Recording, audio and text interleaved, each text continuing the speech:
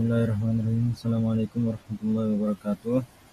Eh, Hari ini kami akan membentangkan tajuk ekonomi semasa di bawah tajuk inflasi di bawah bimbingan Puan Suzana binti Fadzil. Subjek JISC 1082, isu semasa dan cabaran masa depan, dari unit Pendidikan Islam Pendidikan Rendah.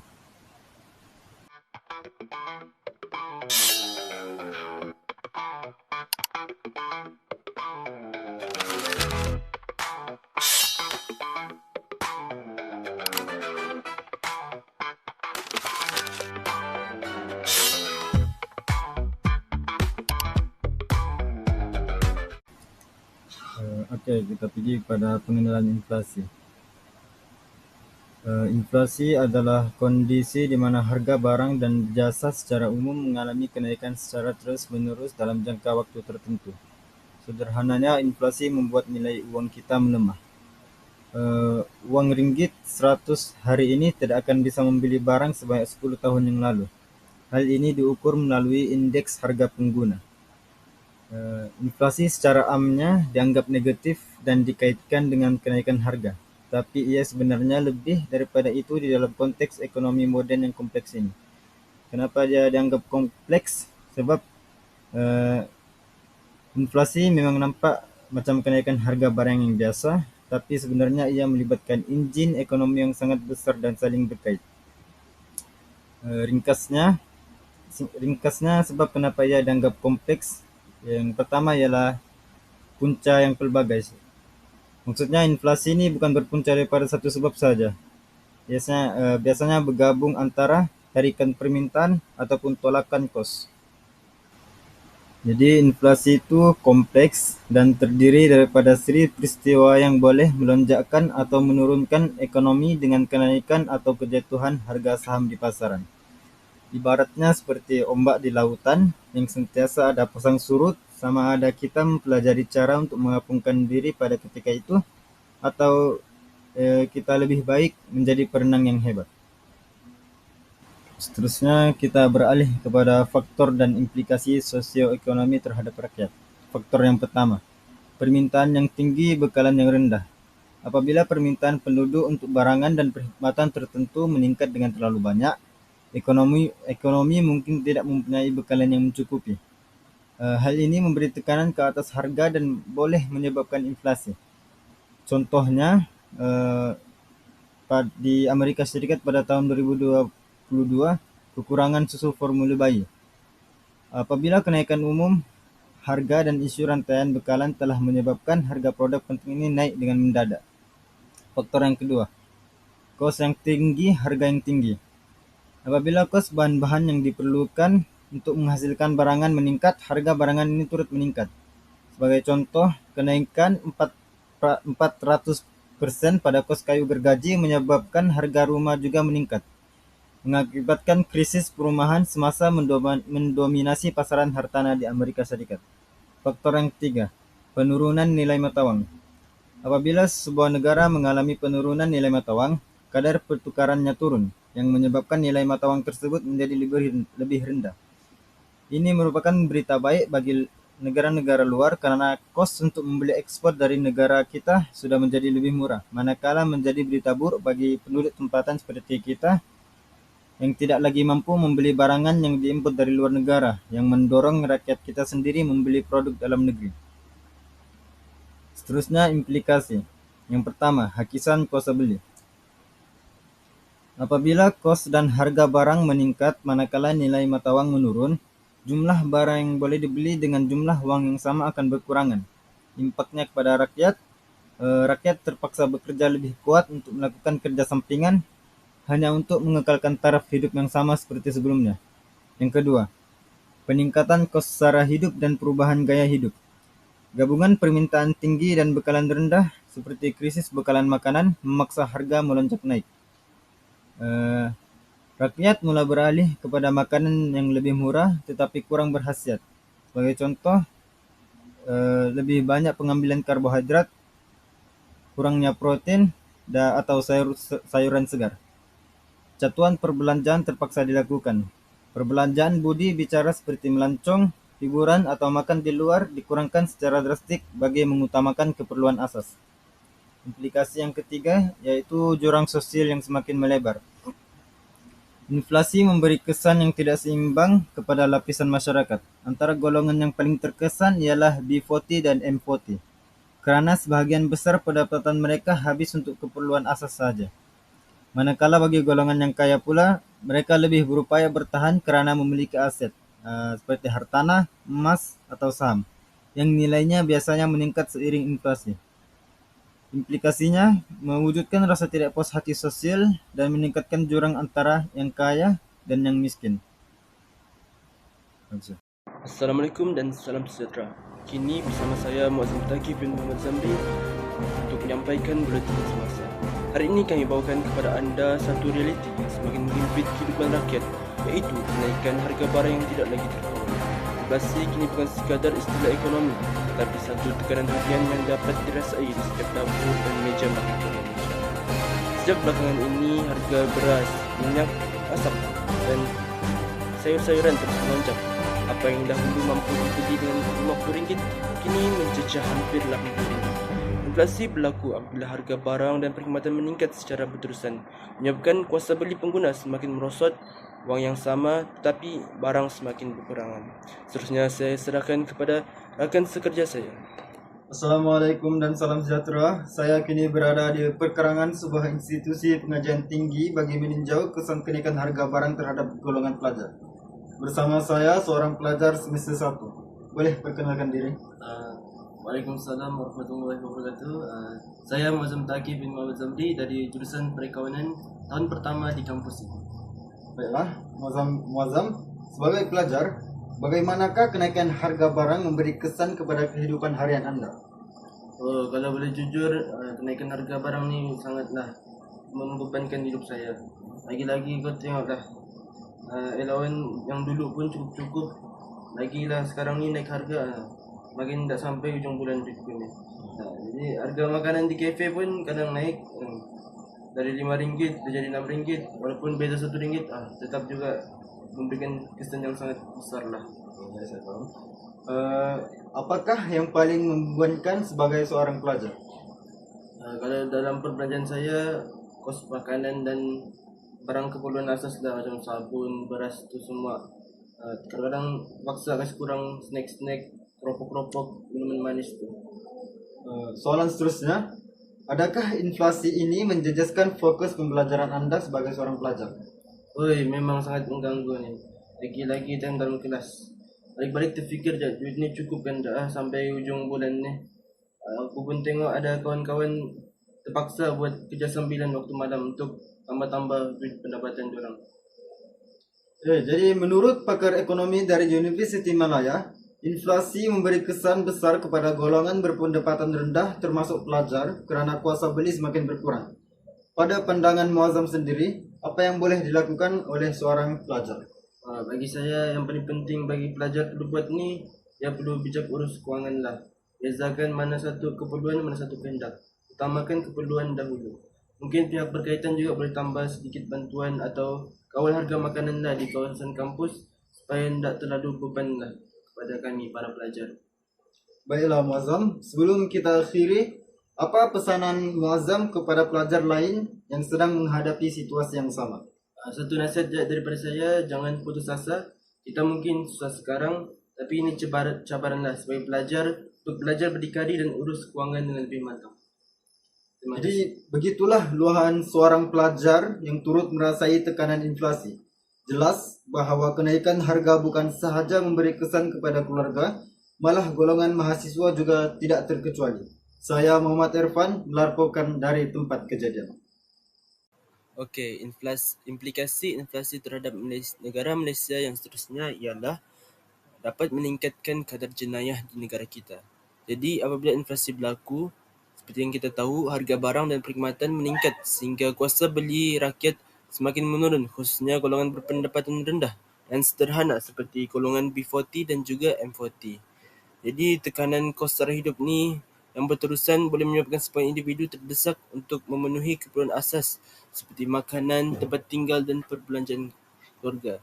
Jadi kita tidak tahu orang ni tinggal berapa je duit ni, ngam-ngam lagi kenaikan harga barang yang sangat tinggi. Jadi mereka ni sanggup melakukan segala perkara dalam keadaan terdesak, tidak kira lah mencuri, melakukan penipuan dan terlibat dalam aktiviti pasaran gelap bagi mendapatkan sumber kewangan dengan cara yang salah. Jadi jika situasi ini berlarutan, kadar jenayah yang meningkat boleh menjejaskan kedalaman awam serta membebankan pasukan keselamatan negara. Yang seterusnya pula ialah dapat menjejaskan kemajuan ekonomi negara. Jadi inflasi yang tidak terkawal ni memberi kesan besar terhadap keyakinan pelabur asing untuk melabur di negara kita. Terutama lagi apabila kadar inflasi tinggi, nilai mata wang negara cenderung merosot dan kos operasi perniagaan meningkat. Contoh dia upah-upah pekerja, kos bahan mentah dan juga barang-barang mesin alat lah dalam kos pembinaan. Jadi keadaan ini mewujudkan ketidakstabilan ekonomi sekaligus menimbulkan risiko kepada pelabur luar yang ingin melabur dalam sektor industri, perkilangan atau perkhidmatan. Jadi pelabur luar ni mungkin akan menarik pelaburan mereka atau memilih negara lain yang lebih stabil. Jadi kesannya boleh menyebabkan aliran masuk modal ke dalam negara kita ni pun berkurang. Pembangunan pun semakin ketinggalan. Peluang pekerjaan menyusut dan pertumbuhan ekonomi menjadi perlahan. Dalam jangka panjang, kelemahan ekonomi ini boleh menjejaskan kemampuan kerajaan untuk membiayai pembangunan serta memperkukuhkan sektor kemenjadian negara. Kemudian kita beralih kepada peranan guru dalam mendidik murid untuk bersedia menghadapi cabaran inflasi.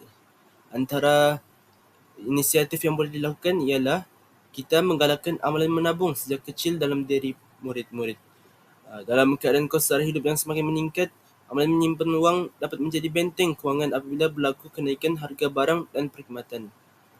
Antara contoh yang boleh dilakukan ialah kita menyediakan buku rekod simpanan atau projek tabung kelas bagi memupuk semangat menabung dalam diri murid-murid.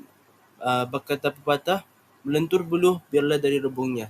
Jadi semoga amalan ini berterusan sehingga mereka dewasa dan semestinya seorang yang menabung itu pasti bijak dalam menguruskan kewangan dan berdisiplin serta sentiasa berhemah dalam setiap perbelanjaan. Pihak sekolah juga boleh memberikan penghargaan atau cenderahati kepada mereka yang rajin menabung sebagai tanda menghargai dan memberi semangat kepada pelajar-pelajar yang lain.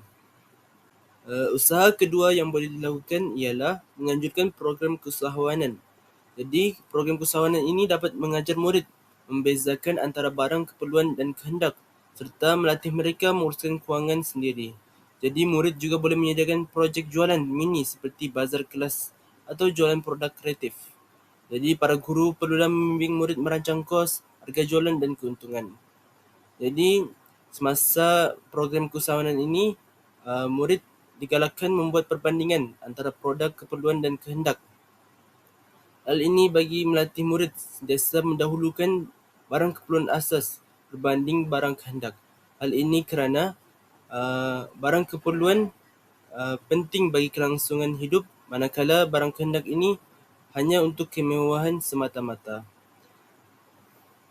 Jadi para murid juga lebih bijaklah mengurus kewangan mereka dan membuat perbandingan harga dari kedai ke kedai. Kesannya para murid mempunyai kemahiran keusahawanan yang boleh digunakan pada masa akan datang dan juga mereka lebih terbiasa dalam urusan berjual beli sehingga tidak mudah ditipu oleh orang lain. Yang terakhir, para guru bolehlah mengajar murid merancang masa depan dan menyediakan dana kecemasan. Seperti yang kita tahu, inflasi menyebabkan harga barang meningkat dari semasa ke semasa.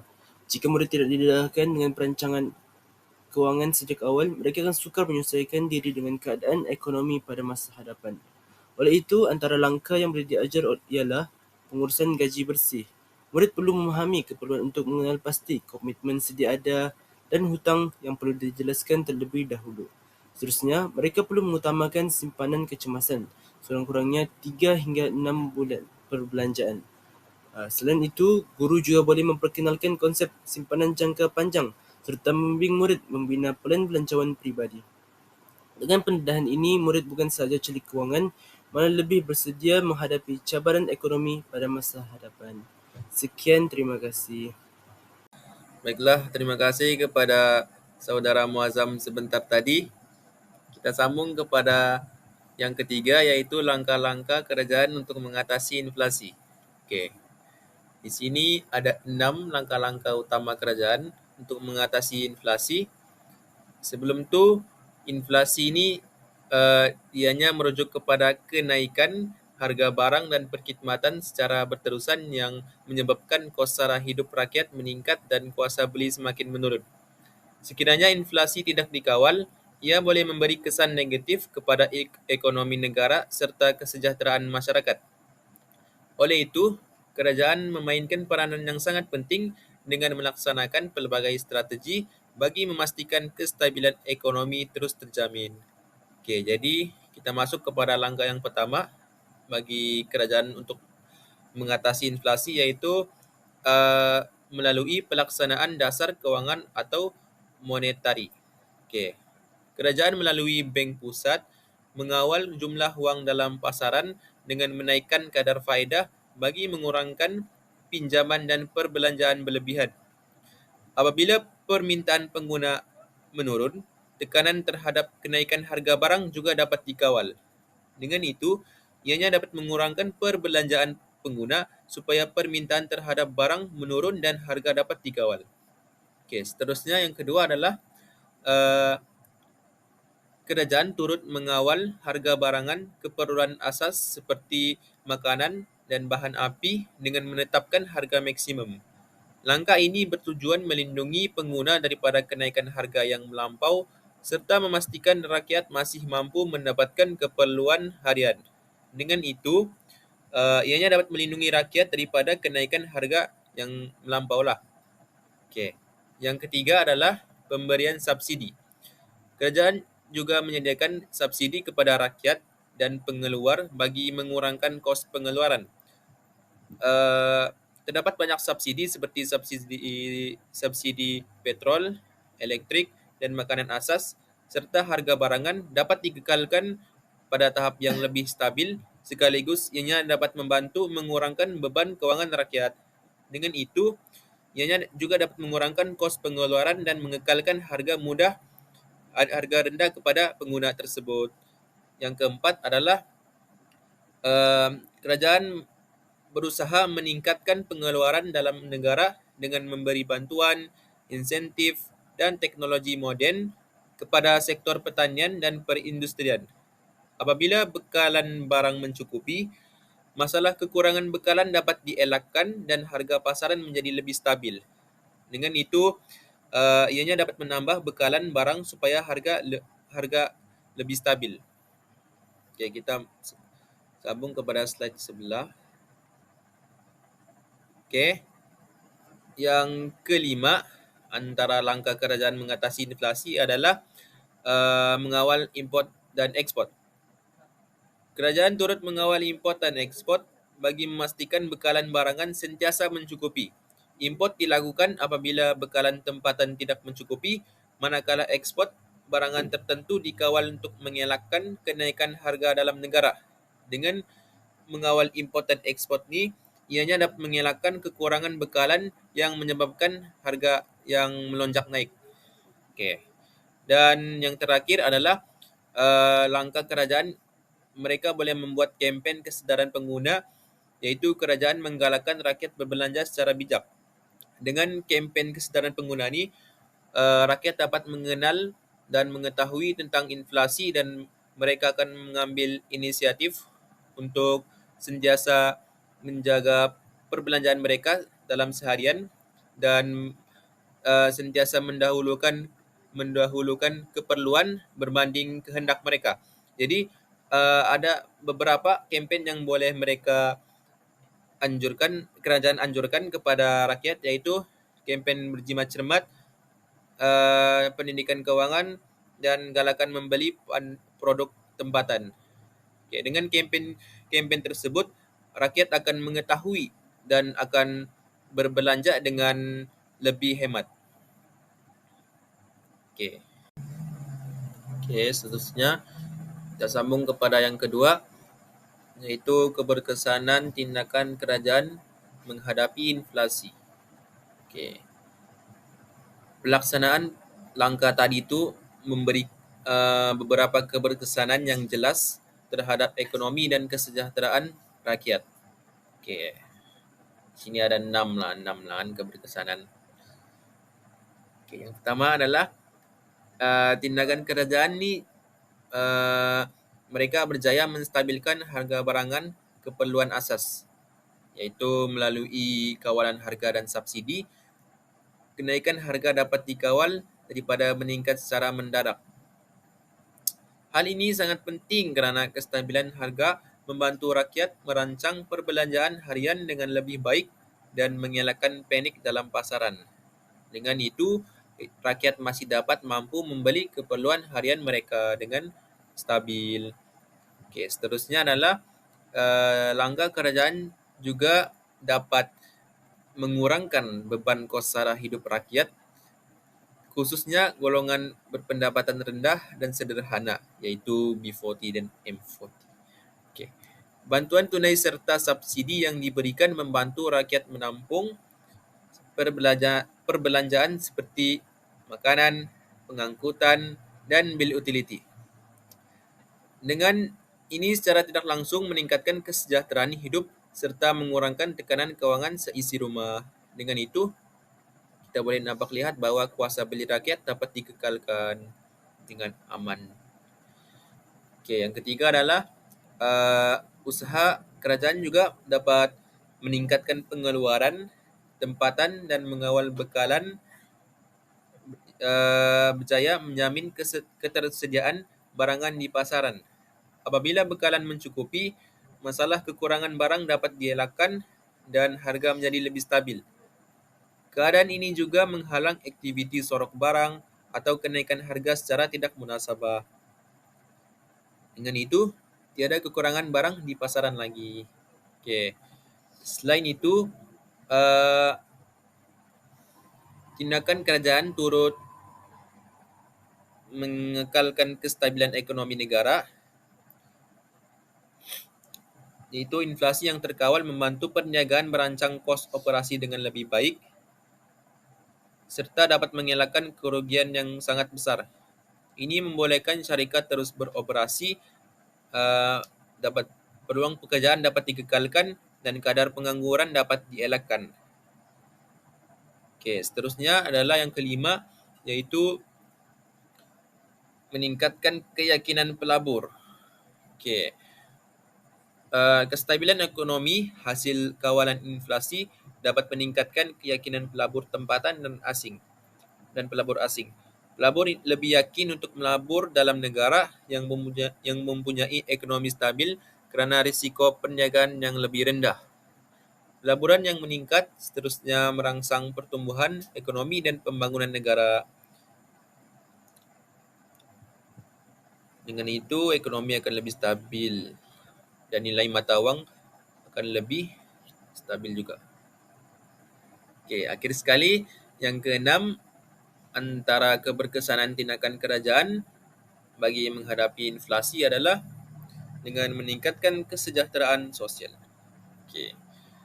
Keberkesanan langkah ini dapat dilihat melalui peningkatan kesejahteraan sosial masyarakat.